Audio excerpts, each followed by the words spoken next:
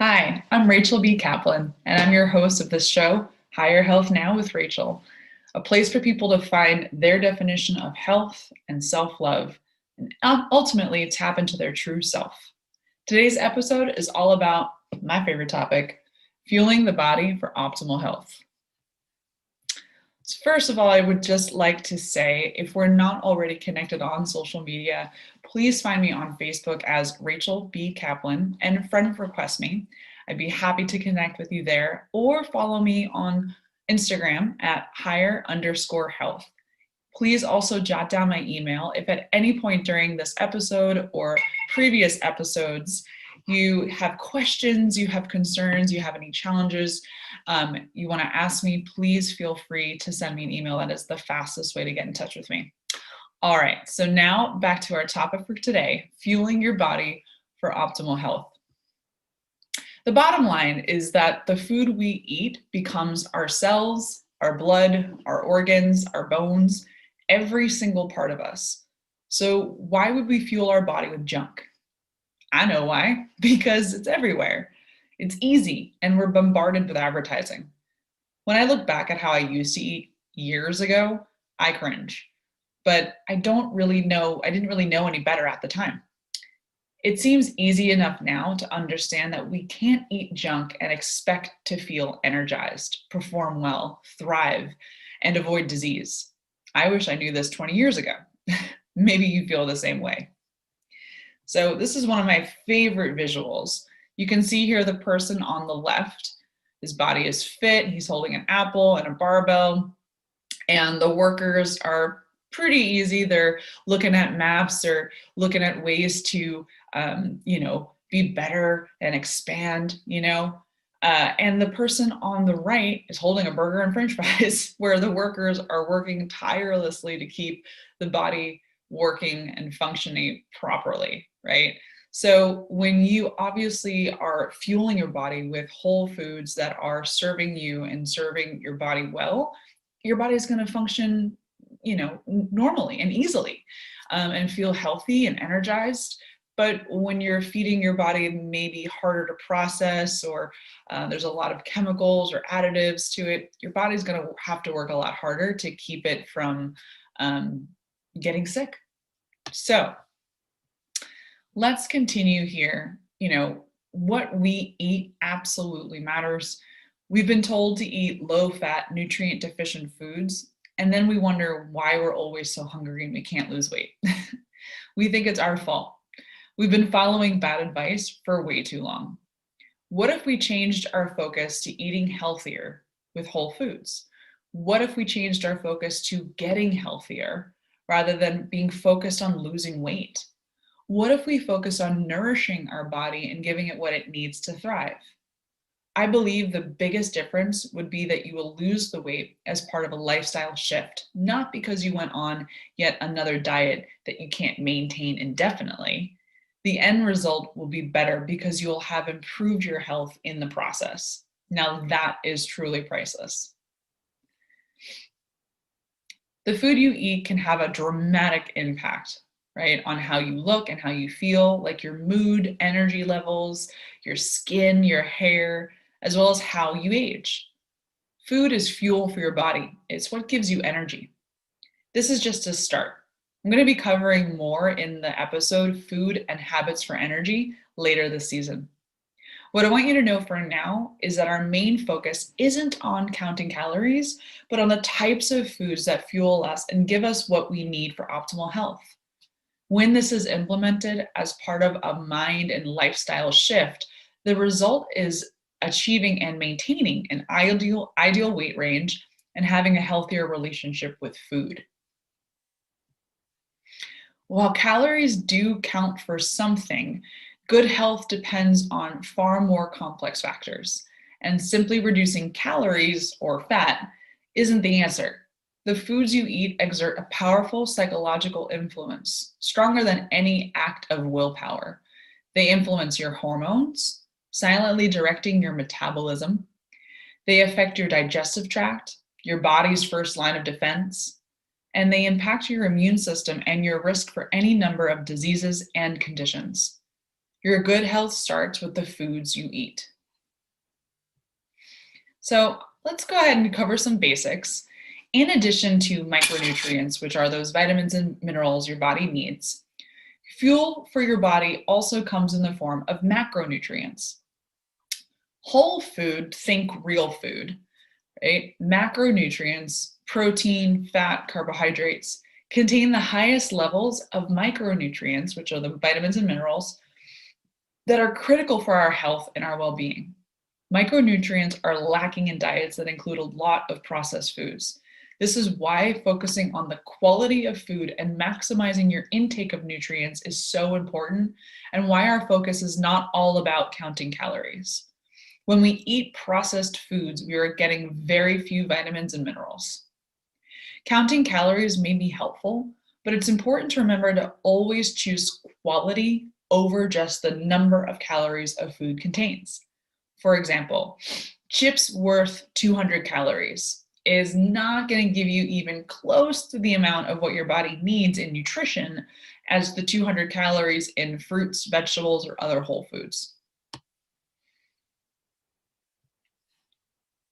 Macronutrients are nutrients that contain calories.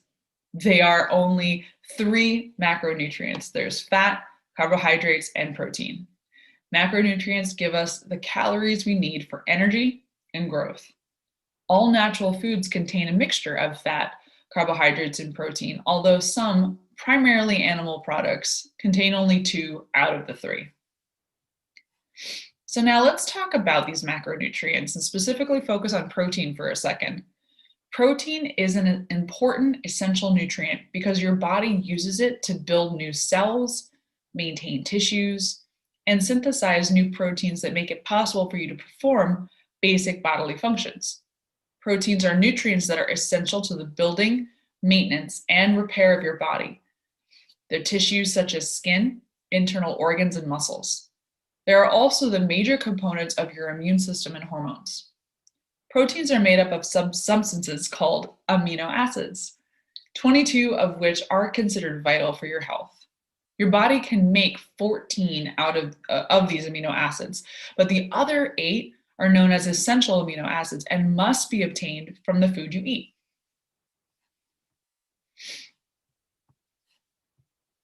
So, where do you get sources of protein?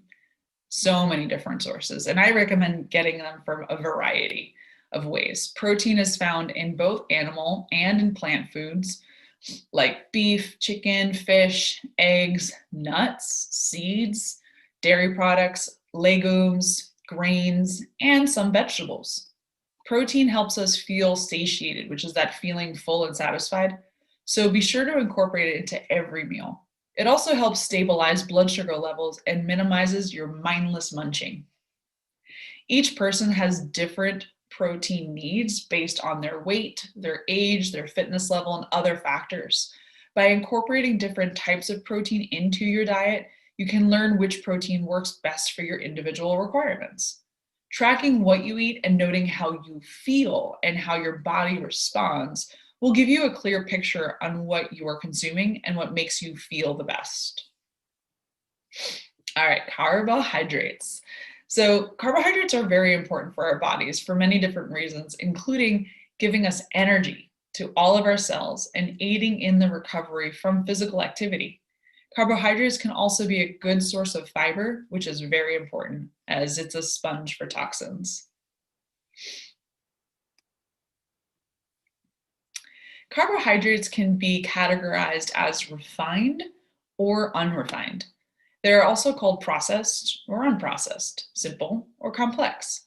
Unrefined carbohydrates are full of nutrients, fiber, vitamins, and minerals, which are necessary for the production of energy in the human body. Examples of unrefined carbohydrates include vegetables, fruits, beans, nuts, seeds, and whole grains. By adding fresh whole foods into your diet, a big benefit you may notice right away is improvement in your digestion and elimination. Let me go back 1 second. Let's talk about refined carbohydrates. Refined carbs are stripped of their nutrients, and other additives and chemicals have been added to take the place of what was taken out. Many of the additives are addictive and harmful to our health. These are some of the foods that cause us to have energy crashes and put us on that sugar roller coaster ride. Refined carbohydrates include foods like packaged cereals, white bread, white rice, white flour, chips, most pastas, cakes, and candies. These foods obviously are best to limit in your diet, but that doesn't mean you can't enjoy them every now and then. But just be conscious of how much you consume each day. Awareness is the first important step, and this is where tracking your food can be very helpful. Okay, I do want to reiterate that all food is good food. One thing we are not going to focus on during this season is feeling guilty about food. Food is meant to be enjoyed, and the more healthier choices you can make each day, the better you're going to feel, and the less frequently you'll want the processed, refined, and less nutritious options. Your body will start to crave the healthy foods, but that doesn't mean you can't enjoy, a cheeseburger and a milkshake once in a while. It's just not an everyday thing, right? Because it won't make you feel great. Now let's talk about fats. Consuming sufficient amounts of fat in the right forms and proper proportions has been shown to offer significant health benefits. Among other things, it can strengthen the immune system, enhance brain and nervous system functions such as your mood, intelligence, and behavior. It can greatly reduce cardiovascular disease, increase energy and performance, give you that healthy skin glow, hair, and nails, can help regulate body weight, and improve organ and gland function. Fat is also critical for the absorption of fat-soluble vitamins like A, D, E, and K, as well as optimal hormone function. But wait, I thought fat was bad for me. Okay, so this train of thought is due mostly to the debacle called the low-fat diet craze that caused most Americans to run scared from all dietary sources of fat. The fat was replaced with sugar and other chemicals to make foods taste good. This did not bode well for our health or our waistlines. The time period of the low-fat diet craze is when the rate of obesity in this country really started to skyrocket. In fact, some medical sources now refer to the low-fat diet craze as the Great American Experiment in Obesity. And I highly recommend, if you have not seen the documentary Fed Up, this is the YouTube link. Jot this down real quick. I highly recommend you watch this movie. Watch it with your kids, watch it with your spouse, watch it with your partner, your roommate, whoever, just watch by yourself. I highly recommend that you educate yourself on this so that you become a more just educated consumer, because knowledge is power. Consuming dietary fats does not mean that you will get fat. In fact, fats and oils are essential to optimal health. Your body needs fats to build cells and manufacture key hormones. Just as with all foods, however, you must consume high quality fats and oils for your body to effectively use them. Remember, you are what you eat. So let's talk about where fat comes from. Healthy fats are found in foods such as meat, eggs, nuts, seeds, and oily fish like salmon. Purchase the highest quality, organic, local if possible. Other good fat sources include olive oil, coconut oil, and avocado. Olive oil as part of a salad dressing, coconut oil for cooking. Coconut oil is great for high heat cooking, baking, and more. And avocado, add it to your smoothies or to your sandwiches or your salads. Remember, you only need a little bit of these things to really get the benefits from the fat. I always like incorporating a little bit of humor into my presentations. Okay, so a good fat source should generally come from organically grown plant-based source with minimal processing to preserve its raw nutrient state. Look for oils that are virgin and cold pressed and have not undergone a distillation or a purification process. In addition to olive oil, there are many other oils that you can include in your diet, like hemp seed oil or flaxseed oil or pumpkin seed oil. They each have a different taste, so try some and see what you think. Not all fats and oils are stable at higher high heat temperatures. So oil for cooking at high temperatures above 350 degrees Fahrenheit include ghee, which is clarified butter, and coconut oil. Olive oil is reported to be fine for low to medium temperatures up to about 325 degrees Fahrenheit. When you add healthy fats and oils to your diet, you may also notice an improvement in your skin texture, including a reduction or elimination of dry skin patches.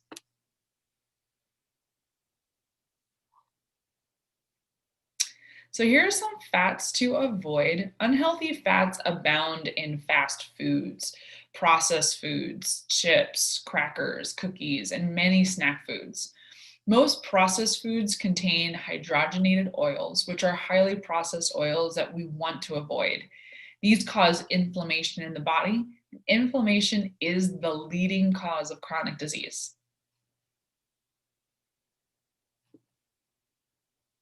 Ideally, you want to have some lean protein, some beneficial carbs, and a little bit of beneficial fat at each meal. This will balance your hunger hormones and help you stay fuller longer. A great way to track your macronutrients as well as your micronutrients is to use an app called MyFitnessPal. I've talked about it in previous episodes. If you've never used it before, I highly recommend it. Begin your day right, because the way you begin your day can really help set you up for success. So I like starting my day with some lukewarm or room temperature lemon water. First thing I put in my body, a nice big tall glass or a mug. If it's cold outside, I'll make a hot lemon water. And it's just perfect for waking up. And then I like drinking my herbal detox tea. It's got a bunch of different herbs in it that have an affinity for my liver and kidneys. And if you don't have one, I can certainly recommend the one that I use. And then consider adding protein to your breakfast. And if you don't eat breakfast, the simplest and easiest way to get a really good nutrient dense breakfast in your morning before you start your day is a smoothie. You know, you can make a really simple smoothie, lots of really good options out there, and you can bring it with you on the go. And if you don't have a protein mix that you like, some of them can be chalky, some of them have a weird aftertaste. I have one that I use and I represent, so certainly reach out to me if you want any recommendations. I will say that when you add protein to your breakfast, you'll discover that you'll actually feel fuller longer and you're not going to experience a mid to late morning crash. So if you're not used to eating breakfast in the morning and you just go about your day, do you ever find yourself mid-morning or late morning really, really, really hungry and you just go for whatever you can put in your mouth? Well, so that would absolutely change, and it'll actually help you stay more focused and have level energy and high energy actually throughout the day. So, see what works. Try a different breakfast each day for a few days and just see which one works for you. Gives you the most sustained energy, keeps you fuller longer, and have you feeling good. If you're on the go in the morning, if you have to leave the house in the morning and go to a job site, I always say protein smoothie all the way because you can just make it quick and bring it with you. If you have more time in the day, maybe make a little egg scramble with some veggies or tofu scramble if you're vegan. And even oatmeal, right, is awesome, great fiber. You can add some nuts, some seeds, some honey or a little bit of maple syrup and some raisins to it, right? You can certainly add a scoop of protein shake powder to it as well if you wanted some added protein, but that's also a really good option. And be open to trying new things and see which one works best for you. So we covered a lot and just wanted to recap for you and some to-dos for the week. If you like homework and you're watching these episodes every week, I highly recommend go and watch the documentary Fed Up. You can find a full version of the documentary on YouTube. Try different foods for breakfast, a protein smoothie, an egg scramble or tofu scramble, or some oatmeal. Use a food logging app like MyFitnessPal to get an idea of how much protein, fat, and carbohydrates you're actually getting every day. That really brings to your awareness, what you're fueling your body with and how it's making you feel.